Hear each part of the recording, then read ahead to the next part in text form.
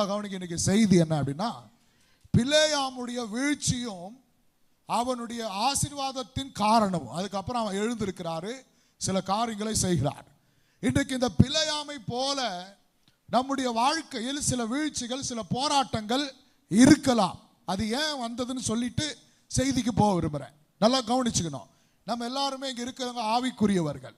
சில நேரத்தில் நாம் நம்முடைய தேவனிடத்தில் ஜெபிக்கிறோம், எனக்கு இதை செய்யணும், உமக்கு சித்தமா, இது உமக்கு பிரியமா, இதை நான் செய்யட்டுமா வேணாமான்னு கேட்குறோம்.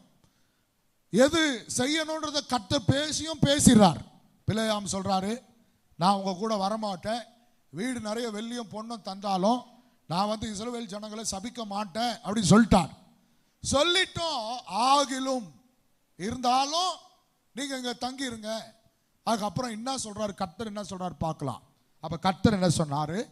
20ஆம் வசனம், இரவிலே தேவன் பிலேயாம் இடத்தில் வந்து, அந்த மனிதர் உன்னை கூப்பிட வந்திருந்தால் நீ எழுந்து அவர்களோடு கூட போ. அல்லேலூயா. ஏன் ஆண்டவர் போ சொல்லிட்டார்? 22ஆம் வசனத்தில் நீங்க வாசிச்சீங்கன்னா, அவன் போகிறதுனாலே தேவனுடைய கோபம். போன்னு சொன்னது யாரு? தேவன் தான். இப்போ போன்னு சொன்னவருக்கு அவன் போகிறதுனால கோபம் வருதான். என்னயா இது? அநியாயமா இல்லை? ஏன் கர்த்தர் போன்னு சொல்லிட்டாரு, போறதுனால கோபமும் வந்துருச்சு ஆண்டவருக்கு. அப்போ நல்லா கவனிங்க, ஒரு தேவனுடைய பிள்ளைகள் ஜெபிக்கிறவர்களுக்கு எது செய்யணும் எது செய்யக்கூடாது நல்லா கர்த்தருக்கு தெரியும். கர்த்தர் உணர்த்துவார், அவர்களுக்கு தெரியும். இது செஞ்சா தப்பு, இது செய்யலனா, இதை செய்யினா தப்பு, இதை செய்யக்கூடாது, இது கர்த்தருக்கு பிடிக்காது, இது கர்த்தர் துக்கப்படுவார், நமக்கு தெரியும். தெரிந்தும் ஆகிலும்னு உட்கார வச்சான் பாரு ஆளுங்களே, அங்கதான் கர்த்தர் அமைதியாயிட்டார். Price the Lord. அல்லேலூயா. அதுக்கு முன்னாடி வசனம் வரைக்கும் அவர் சொல்றதெல்லாம் ஓகே. வீடு நிறைய பொண்ணும் வெள்ளியும் கொடுத்தாலும் நான் கர்த்தருடைய கட்டளையை மீற மாட்டேன், உன் கூட வரமாட்டேன், சொன்னதெல்லாம் ஓகே. நல்லா கவனிங்க, சொன்னதெல்லாம் ஓகே.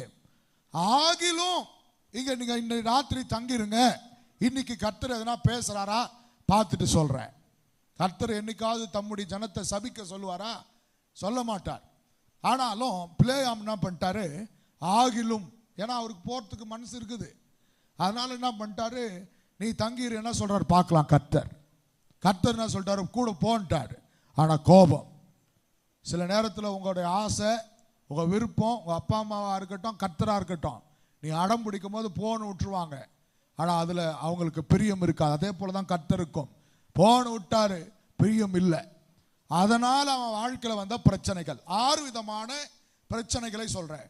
பிலேயாமுடைய வாழ்க்கையில் தேவனுடைய வார்த்தையை மீறினதனால் வந்த 6 விதமான பிரச்சனை. இந்த 6 விதமான பிரச்சனைகளையும் கர்த்தர் மாற்றினார். மாறுவதற்கு காரணம் என்ன? இதான் எனக்கு செய்தி. சரியான நேரத்துக்கு முடிச்சிடுவேன். முதல் பிரச்சனை என்ன? இங்க பிலேயாம் ஆண்டவருடைய வார்த்தையை மீறினதுனால, தேவனை துக்கப்படுத்தினால அவருக்கு வந்த பிரச்சனை என்ன? 22ஆம் அதிகாரம் 22ஆம் வசனத்தை வாசிப்போம். அவன் போகிறதினாலே தேவனுக்கு கோபம் உண்டது, கர்த்தருடைய தூதனானவர் வழியிலே அவனுக்கு எதிராளியாக நின்றார். அல்லேலூயா. என்றைக்கு கர்த்தருடைய சித்தத்தை மீறி நம்ம இஷ்டத்துக்கு சில நேரத்தில் நடக்கிறோமோ, அன்னைக்கு கர்த்தருடைய தூதன் தேவன் நமக்கு எதிராளியாக நின்று விடுவார். சில பேருக்கு கர்த்தர் இன்னைக்கு எதிராளியா நின்று இருக்கிறார். அது நமக்கு எதிராளியா நிற்கிறதுனால கத்தியத்து வெட்ட மாட்டார், தண்டனைக்கு ஒப்பு கொடுத்துட மாட்டார், இல்லை உன்னை நான் கையை உடைக்கிறேன் காலை உடைக்கிறேன்லாம் சொல்ல மாட்டார். கர்த்தர் அமைதியா இருந்துட்டாலே அது நமக்கு பெரிய நஷ்டம். அல்லேலூயா. நம்ம ஜெபித்து பார்ப்போம், உபாசித்து பார்ப்போம், என்னென்னவோ செய்து பார்ப்போம், கர்த்தர் சில நேரத்தில் அமைதியாயிடுவார். ஏன் அப்படின்னா, நாம் தேவனுடைய உள்ளத்தில் என்ன இருக்குதுன்னு தெரிஞ்சோம், மீறி செயல்பட்டோம்ல, கர்த்தர் உள்ளம் துக்கப்பட்டு, நீ போப்பா, போறியா போ, செய்றியா செய், இதை செய்றியா உன் இஷ்டம், நீ செய்துக்க. கர்த்தர் உன் இஷ்டம் விட்டுட்டார். கர்த்தர் எதிராளியா நின்றார். அதனால தான் முந்தின வாரத்தில் சொன்ன நகோமியை பற்றி செய்தி எடுக்கும் போது, நகோமி அங்க அவள் அந்த தேசத்துக்கு, மோவாப் தேசத்துக்கு போனதுனால அவங்க சொல்றாங்க, கர்த்தர் கரம் எனக்கு விரோதமாய் இருந்தது. அல்லேலூயா. யோனா தீர்க்கதரிசி நினிவேக்கு போக வேண்டியவர் தர்சீசுக்கு போனாரு. கர்த்தர் பெருங்காற்றை வரவிட்டார் கடல்ல. எல்லாருமே முக்கியமான ஆள் தான். நகோமி முக்கியமான நபர், பிலேயாம் முக்கியமான நபர், யோனா முக்கியமான நபர். இவங்க எல்லாம் சில நேரத்தில் தேவனுடைய வார்த்தையை மீறதுனால தேவன் எதிராளியா நின்று விடுகிறார். நம்ம என்ன நினைப்போம், ஜபம் குறைவா இருக்குது, ஜபம் பண்ணி பார்க்கலாம். உபவாசம் பண்ணல, சரி உபவாசம் போட்டு பார்ப்போம். இத்தனை ஜபத்துக்கு நம்ம போகாம விட்டுட்டோம், போய் பார்ப்போம். என்னென்னவோ பண்றோம், எதோ செய்யறோம். நம்முடைய காரியங்களில் கர்த்தர் மௌனமாவே இருக்கிறார் என்றால் அப்போ கர்த்தர் உள்ளம் நம்மால துக்கப்பட்டிருக்குதுன்னு அர்த்தம். அல்லேலூயா. இன்னைக்கு நாம் உணர்ந்து, ஆண்டவரே உங்க உள்ளம் ஆண்டவர் துக்கப்படும்படி நான் நடந்து கொண்டால் என்னை மன்னியும் என்று அர்ப்பணிக்கும் போது கர்த்தர் நமக்கு விரோதியாய் அல்ல, நமக்கு நண்பனாக மாறுவார். கர்த்தர் அமைதியாய் அல்ல, நம் ஜெபத்துக்கு பதில் கொடுக்கிறவராக மாறுவார். ஹல்லேலூயா. சோ முதல் பிலேயாமுக்கு தேவன் என்ன அவன் வாழ்க்கையில் நடந்தனா கர்த்தர் எதிராளியா மாறிட்டார். சோ பிலேயாம் வாழ்க்கையில் நடந்த இரண்டாவது காரியத்தை நான் உங்களுக்கு சொல்றேன். 22 அதிகாரம் 23 வசனத்தை வாசிப்போம். கர்த்தருடைய தூதன் ஆனவர், எங்கெல்லாம் தூதன் ஆனவர் வருது, 22 தூதன் ஆனவர் வருது. எங்கெல்லாம் தூதன் ஆனவர் வருதோ அங்க தூதன் அல்ல, கர்த்தரே இறங்கி வருகிறார். தூதன் ஆனவர். ஆமென். கர்த்தராகிய இவர் தூதனாக வந்தார். தூதன் ஆனவர். தூதன் எழுதப்பட்ட இடத்துல தூதனே வருவார். ஆனா தூதனானவர் என்று எழுதப்பட்ட இடத்துல கர்த்தரே வருவார். இப்ப கர்த்தர் என்ன சொல்றாரு, கர்த்தருடைய தூதனானவர் உருவின பட்டயத்தோடு தம் கையில பிடித்து கொண்டு வழியிலே நிற்கிறதை கழுதை கண்டு வழியை விட்டு வழி விலகி போய் வயலில் விலகி போயிட்டு கழுதையை வழியில் திருப்ப பிலேயாம் அதை அடித்தான். கழுத மேல உட்கார்ந்து போறாரு இவரு பிலேயாம். எதிர்க்க தூதனானவர் உருவின பட்டயத்தோடு நிற்கிறாராம். இது யாரு கண்ணுக்கு தெரியலனா, பிலேயாம் கண்ணுக்கு தெரியல. யார் கண்ணுக்கு தெரியுது? கழுத கண்ணுக்கு தெரியுது. இப்ப கழுத என்ன பண்ணுது, வழி விலகி வயல்ல போயிடுச்சு. இவனுக்கு தெரியல எதுக்கு கழுத வழி விலகுது, எதுக்கு இந்த கழுத நல்லா போயிருந்தது இந்த பக்கம் போகுதுன்னு கழுதைக்கு தெரியுது, இவனுக்கு தெரியல. Alleluia. Praise the Lord. Alleluia. இன்றைக்கு சில நேரங்களில் நம்முடைய பிரச்சனைகள், சில காரியங்கள் ஏன் நடக்குதுன்னு நமக்கு தெரியல. ரெண்டாவது, பிலேயாமுடைய வாழ்க்கையில் கழுதை ஏன் விலகி போகுது, எனக்கு ஏன் இந்த உபத்திரம் வந்துச்சு, எனக்கு ஏன் இந்த ஆபத்து வந்துச்சு, எனக்கு ஏன் இந்த பிரச்சனை வந்துச்சுன்னு தெரியல. தெரியாத அளவுக்கு சில பிரச்சனைகள் சிலருக்கு தெரியல. நல்லா தானே இருக்கிறோம், ஏன் இப்படிப்பட்ட போராட்டங்கள், ஏன் இப்படிப்பட்ட பிரச்சனை எனக்கு வருது, ஏன் இந்த இழப்பு வருது, ஏன் இந்த நஷ்டம் வருது, ஏன் என்ன ரீசன் தெரியல. சிலருடைய வாழ்க்கையில் இப்படிப்பட்ட சூழ்நிலைகளை நீங்கள் கடந்து போகலாம். கர்த்தருக்கு அர்ப்பணித்தால் ஏன் பிரச்சனைகள் வருதுன்னு காமிப்பார், யாரால வருதுன்னு காமிப்பார், ஏன் வருதுன்னு காமிச்சு அதிலிருந்து கர்த்தர் விடுதலை தருவதற்கு வல்லமையுள்ளவராக இருக்கிறார். அல்லேலூயா. பிலேயாமுக்கு கழுதை ஏன் வழி விலகுச்சுன்னு தெரியல, இவருக்கு தெரியல, கழுதைக்கு தெரியுது. அந்த இடத்துல தூதன் நிற்கிறான்னு, கழுதைக்கு நிற்கிறாருன்னு கழுதைக்கு தெரியுது. ஆனா இவனுக்கு தெரியல. சில நேரத்தில் ஏன் நமக்கு சில பிரச்சனைகள் வருதுன்னு நமக்கே தெரியல. ஆனா இன்னைக்கு கர்த்தருக்கு அர்ப்பணிச்சா நம்முடைய பிரச்சனைகள் ஏன் வருது, எங்கிருந்து வருது, வெளிப்பாடுகளை கர்த்தர் கொடுத்து, காரணங்களை கர்த்தர் காண்பித்து, பிரச்சனையிலிருந்து நம்மை மாற்றுவதற்கு வல்லமையுள்ள தேவனா இருக்கிறார். அல்லேலூயா. ஒரு வாரம் நல்லா போகுது வாழ்க்கை, ஒரு வாரம் நல்லா போகுது குடும்பம், ஒரு வாரம் நல்லா இருக்குது சரீரம், ஒரு வாரம் நல்லா இருக்குது பொருளாதாரம். ஆனால் போகும்போது திடீர் என்று ஒரு பிரச்சனை. அப்போ ஏன் மறுபடியும் பிரச்சனை என்கிற காரணம் தெரியாமல் இருக்கலாம். அந்த காரணத்தையும் கர்த்தர் காண்பித்து நம்மை ஆசீர்வதிப்பதற்கு வல்லமையுள்ளவராக இருக்கிறார். அல்லேலூயா. ஸோ ஒன்று, பிலேயாம் வாழ்க்கையில் வந்த பிரச்சனை ஒன்று, தேவன் எதிராளியாய் மாறினார். ரெண்டாவது, ஏன் அவனுக்கு பிரச்சனை கழுத வழி விலகி போகுதுன்னே தெரியல, அதுக்கான காரணமும் தெரியாமல் இருந்தது. மூணாவது, பிலேயாம் வாழ்க்கையில் இருந்த பிரச்சனை என்ன? என்னாகமம் 22:25. இது செய்தி அல்ல, இந்த காரணங்கள்லாம் சொல்லிட்டு செய்திக்கு போறேன். 22:25 சீக்கிரம். கழுதை கர்த்தருடைய தூதனை கண்டு சுவர் ஓரமாய் ஒதுங்கி பிலேயாமின் காலை சுவரோடு நெருக்கிட்டு திரும்பவும் அதை அடித்தான். அல்லேலூயா. இவன் உக்காந்து போற கழுதை இவன் காலையே நெருக்கிட்டான். நெருக்கி சவுத்தோட சவுறு எல்லாம் நெருக்கி அவன் காலை உடைக்கிற அளவுக்கு இந்த கழுதை போராடுது. சில நேரங்களில் மூன்றாவது பிரச்சனை, நாம் யார் மேல் அமர்ந்திருக்கிறோமோ, நாம் யாரை நம்பி இருக்கிறோமோ, நாம் யாரை சார்ந்து இருக்கிறோமோ அவங்களே நமக்கு நெருக்கத்தை கொடுப்பார்கள். ஆமென். இந்த பிலேயாம் கழுதையின் மேல் உட்கார்ந்தாரு. இது தேவ தூதனை பார்த்துட்டு தேவனை பார்த்துட்டு வயல்ல போச்சு. திரும்ப என்ன பண்ணுது, சவத்தோட சவுரா நெருக்கி அவன் காலை நெருக்குச்சு. திரும்பவும் அடிக்கிறான். அடிச்சு என்ன பிரயோஜனம்? காலை நெருக்கிட்டு. சில நேரங்களில் நாம் யாரை சார்ந்து இருக்கிறோமோ, யாரை நம்பி இருக்கிறோமோ, இவங்க தான் எனக்கு எல்லாம் யாரை நினைத்து கொண்டதுமோ அவங்களால நெருக்கம் வரும். அல்லேலூயா சொல்லுவோம். நெருக்கம் வரும், போராட்டம் வரும், பிரச்சனை வரும். அவங்க தான் நம்ம காலை உடைக்கிறவங்க, அவங்க தான் நம்முடைய இருதயத்தை சமாதானத்தை கெடுக்கிறவங்க, அவங்க தான் நமக்கு விரோதியா நிற்கிறவங்க. ஆனாலும் கர்த்தர் இந்த பிரச்சனைகளை மாற்றுவதற்கு வல்லமையுள்ள தேவனா இருக்கிறார். அல்லேலூயா. பிலேயாமுடைய வாழ்க்கையில வந்த மூன்றாவது பிரச்சனை நெருக்கம். அதுவும் அவன் உட்கார்ந்து இருந்த கழுதையே அவனை நெருக்கிட்டு. நாலாவது வாசிக்கு 22 அதிகாரம் 23 வசனம் 27 வசனம் 27. நாலாவது பிரச்சனை, கழுதை கர்த்தருடைய தூதனை கண்டு பிலேயாமின் கீழ் படுத்துக்கொண்டு. அவ்வளவுதான், முதல் வழி விலகி போச்சு, சவுத்தோடு நெருக்குச்சு. இப்ப என்ன பண்ணுச்சு, கழுதை படுத்துருச்சு. அல்லேலூயா. படுத்துருச்சு. சிலருடைய வாழ்க்கை இன்றைக்கு படுத்த படுக்கை ஆயிடுச்சு. ஆவிக்குரிய வாழ்க்கை படுத்த படுக்கையா கிடக்குது. குடும்ப வாழ்க்கை படுத்த படுக்கையா இருக்குது. ஜப வாழ்க்கை ஒன்னும் இல்லை, 0, படுத்த படுக்கையா இருக்குது. பரிசுத்த வாழ்க்கை அதுவும் 0, படுத்த படுக்கையா இருக்குது. பொருளாதாரம் நல்லா இருந்துச்சு, ஆனா இன்றைக்கு கஷ்டப்படுகிற அளவுக்கு இன்றைக்கு பொருளாதாரம் வீழ்ச்சி அடைந்து படுத்த படுக்கையா இருக்குது.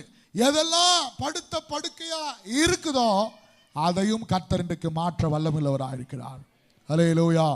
திரும்ப எழும்பும் கழுதை திரும்ப எழும்பினது போல நம்முடைய எதெல்லாம் வீழ்ச்சி அடைந்ததோ, எந்தெந்த ஆசீர்வாதங்கள் படுத்த படுக்கையாய் மாறியதோ அத்தனை ஆசீர்வாதங்களையும் தேவன் திரும்பவும் எழும்ப பண்ணுவார். பிலேயாமுடைய வாழ்க்கையில் நான்காவது நடந்தது, அந்த கழுதை படுத்த படுக்கையாயிடுச்சு. எழும்ப கூட முடியல. இன்னைக்கு நம்முடைய வாழ்க்கையில் சில பிரச்சனைகளை பார்த்து நம்ம யோசிப்போம், இனி இந்த பிரச்சனை இருந்து நான் எழும்புவேனா? இனி இந்த போராட்டத்திலிருந்து நான் மறுபடியும் எழும்ப முடியுமா? இனி மறுபடியும் இந்த சூழ்நிலை மாறி நான் பழைய மாதிரி ஆக முடியுமா? என் குடும்பம், என் சரீரம், என்னுடைய பொருளாதார வாழ்க்கை, பொருளாதார சூழ்நிலைகள் திரும்ப கட்டப்படுமா, திரும்ப எழும்புமா என்கிற சந்தேகம் இருக்கலாம். கர்த்தர் இன்றைக்கு சொல்லுகிறார், உன் சூழ்நிலைகளை கர்த்தர் மாற்றுவார்.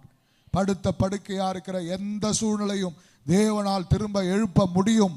ஆண்டவர் மகிமையான காரியங்களை செய்ய முடியும். அல்லேலூயா. 4 சொல்லியிருக்கிறேன். 1, கர்த்தர் பிலேயாமுக்கு எதிராளியா மாறினார். ரெண்டாவது இந்த பக்கம், ரெண்டாவது தெரியல, ரெண்டாவது வழி விலகி போனுச்சு. மூணாவது நெருக்கம். 4வது எழும்ப முடியாத அளவுக்கு படுத்துக்கொண்டது. 5வது 22 அதிகாரம் 28 வசனம், உடனே கர்த்தர் கழுதையின் வாயை திறந்தார். அது பிலேயாமை பார்த்து, நீர் என்னை இப்போது 3 தரம் அடிக்கும்படி நான் உமக்கு என்ன செய்தேன்? 5வது பிலேயாமுக்கு என்ன நடந்துச்சுன்னா, கழுதெல்லாம் கேள்வி கேட்க ஆரம்பிச்சிருச்சு. அல்லேலூயா சொல்லுவா. அல்லேலூயா. நீ கர்த்தர் கூட இல்லைன்னா உன்னை கண்ட கழுதெல்லாம் கேள்வி கேட்கும். அல்லேலூயா சொல்லுவோம். அல்லேலூயா. இந்த கழுதனாலே அடிமை தான். எங்க ஓடுனா ஓடணும், எங்க போகணும். ஆனா இந்த கழுதையை இவனை கேட்குது, நீ நான் என்னடா பண்ண, என்ன அடிக்கிற நீ? அல்லேலூயா சொல்லுவான். சில நேரத்தில் நாம நடத்தினவர்கள், நாம உதவி செய்தவர்கள், நாம யாருக்கெல்லாம் ஆதரவா இருந்தோமோ அவனே நம்மளை கேள்வி கேட்பான். அல்லேலூயா சொல்லுவான். என்ன பண்ணிட்ட எனக்கு பெருசா, நீ என்ன பண்ணிட்ட எனக்கு, நீ என்ன கொடுத்துட்ட, நீ எனக்கு என்ன வாழ வச்சுட்ட, உன் வயிற்றுல வந்து பிறந்ததுக்கு நான் எங்கன்னா பிறந்திருக்கலாம். அல்லேலூயா சொல்லுவான். அல்லேலூயா. கேள்வி கேட்குது, கேள்வி கேட்குது. உன்னை ஏன் கட்டின, உன்னை கட்டுறதை விட அப்படியே இருந்திருக்கலாம். எதுக்கு இந்த கல்யாணம், எதுக்கு இந்த புருஷன், எதுக்கு இந்த பொண்டாட்டி, எதுக்கு இந்த புள்ள? கேள்வி. எதெல்லாம் அமைதியா இருந்துச்சோ, எதெல்லாம் அடிமையா இருந்துச்சோ, அதெல்லாம் கண்ட கழுதெல்லாம் கேள்வி கேட்க ஆரம்பிச்சிருச்சான். அல்லேலூயா சொல்லுவோம். அல்லேலூயா. கேள்வி கேட்கிற கழுதைகள் எழும்பி இருக்குது நம்ம வாழ்க்கையில்.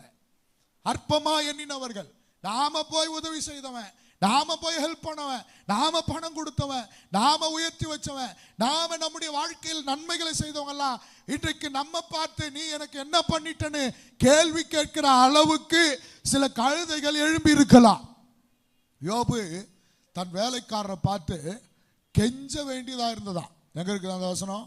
படிங்க பார்க்கலாம். யோபின் சரித்திர புஸ்தகம், யோபின் சரித்திர புஸ்தகம் 19ஆம் அதிகாரம்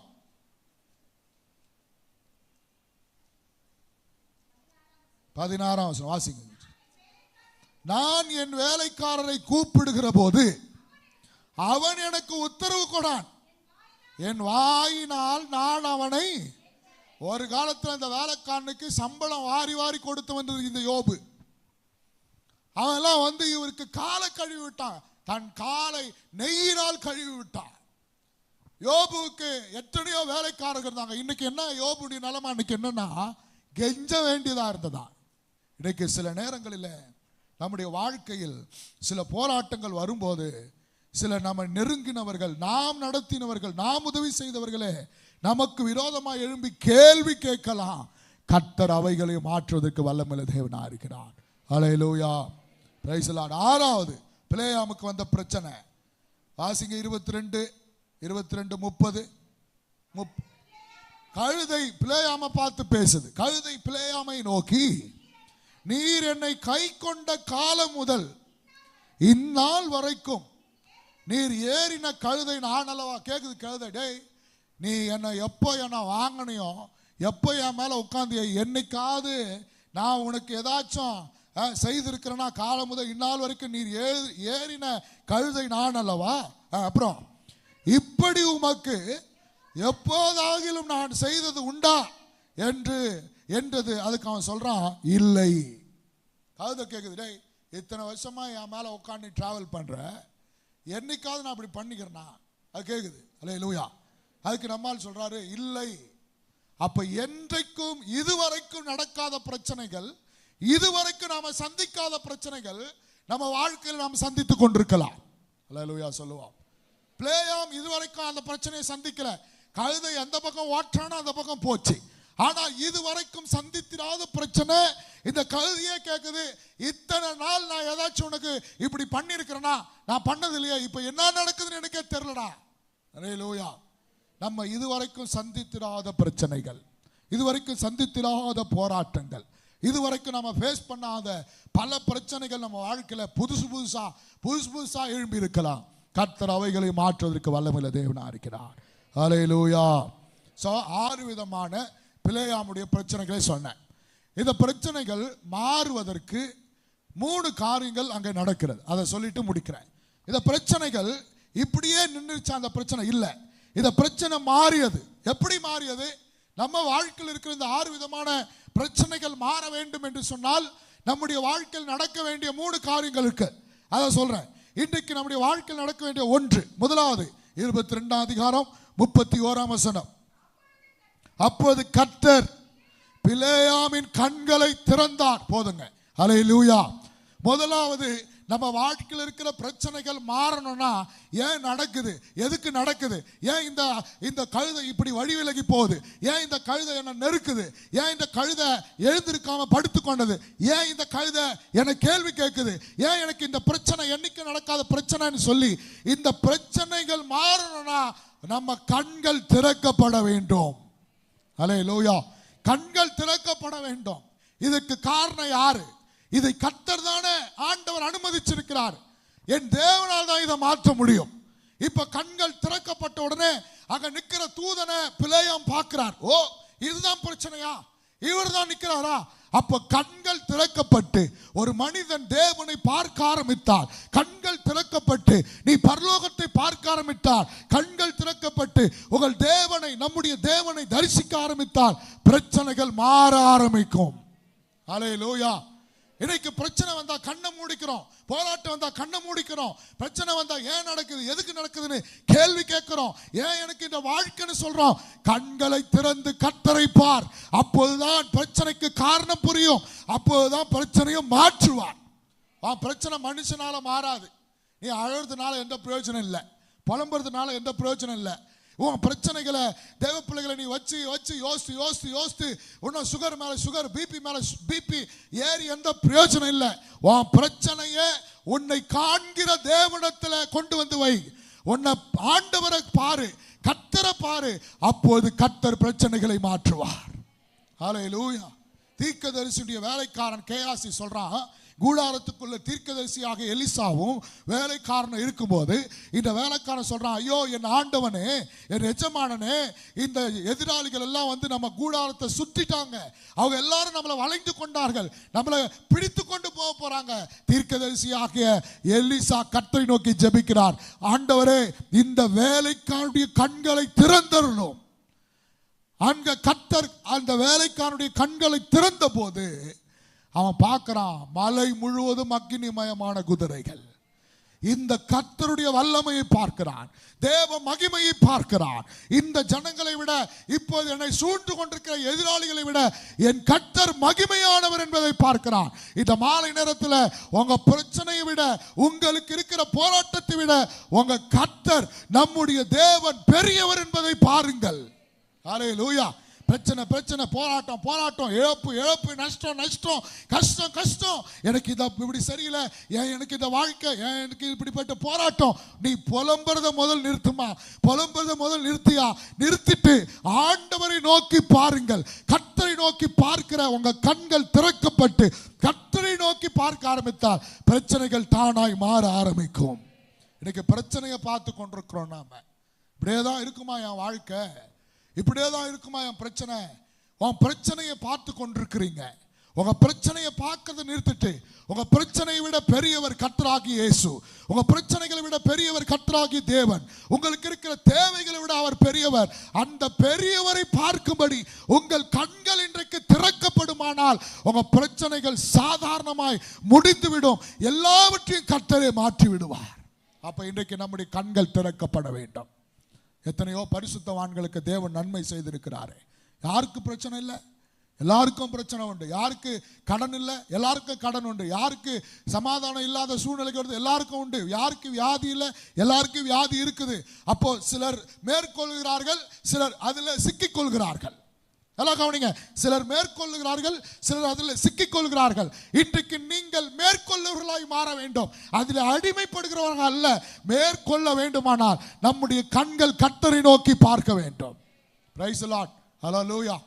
மோசே, கவனிங்க, மோசே இஸ்ரவேல் ஜனங்களை வழிநடத்தி கொண்டு வரும்போது அங்கே தண்ணீர் கசப்பா இருக்கிறது, இந்த தண்ணீரை எங்களால் குடிக்க முடியல, மாறா இந்த தண்ணீர் கசப்பா இருக்குது, நாங்க எப்படி குடிப்போம், நாங்க நல்லா தானே இருந்தோம், நாங்க நல்ல வழியில் தானே வந்தோம், இப்படி கசப்பான தண்ணீர் கிட்ட எட்டு வந்து விட்டுட்டியப்பான்னு சொல்லி மோசையை பார்த்து புலம்ப ஆரம்பித்தார்கள்.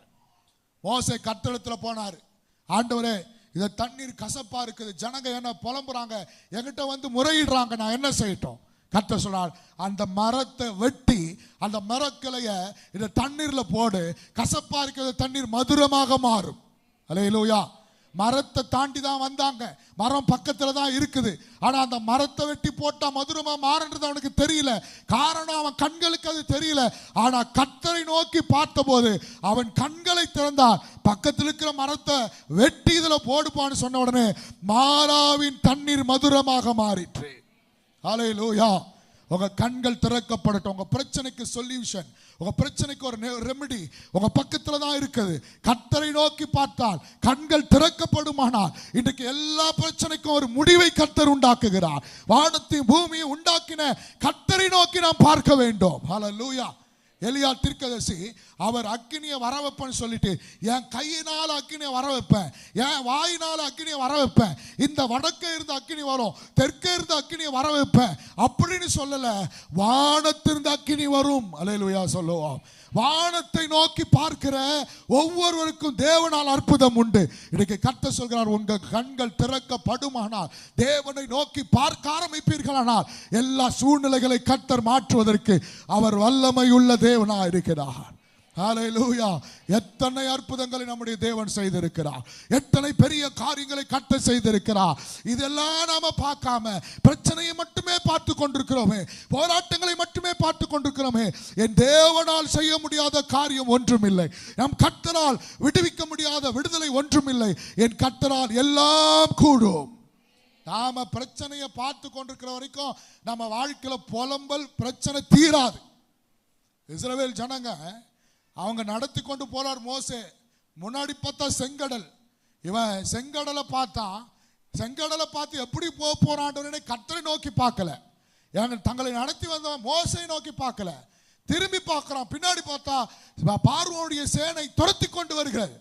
இப்ப சேனையே பார்க்கிறான், புலம்ப ஆரம்பிக்கிறான். நாங்க எகிப்திலே செத்து போயிருப்போமே, எகிப்திலே நல்லா இருந்தோமே, இந்த பார்வோனுடைய சேனை என்னை துரத்தி கொண்டு. பிரச்சனையை பார்க்காதீங்க, பார்வோனுடைய சேனை துரத்தும். பிசாசுடைய வேலை நமக்கு உபத்திரவம் கொடுப்பதுதான். போராட்டங்கள் வரும், பிரச்சனைகள் வரும், இழப்புகள் வரும். அதன் மத்தியிலே கர்த்தரை நோக்கி பார்ப்போமானால், நம்முடைய கர்த்தர் சகலவற்றிலும் விடுதலையாக்குவதற்கு அவர் வல்லமை உள்ள தேவனாயிருக்கிறார். அல்லேலூயா, ஹல்லேலூயா. உன்னை அழைத்தவர் கர்த்தர் அல்லவா, உன்னை தெரிந்து கொண்டவர் கர்த்தர் அல்லவா. இன்றைக்கு எத்தனையோ நாம நாட்களில் இன்றைக்கு பாழாய் போயிருக்க வேண்டும், விக்கிரகங்களை ஆராதித்துக் கொண்டிருந்திருக்க வேண்டும், எத்தனையோ நேரங்களில் பாவத்தில் விழுந்து கிடக்க வேண்டும். நம்மை தெரிந்து கொண்டாரே, தூக்கி எடுத்தாரே, கைவிடுவாரா? கைவிடவே மாட்டார். இந்த கர்த்தரை பார்க்கும்படி கண்கள் திறக்கப்பட்டால் தேவன் மகிமையான காரியங்களை செய்வார்.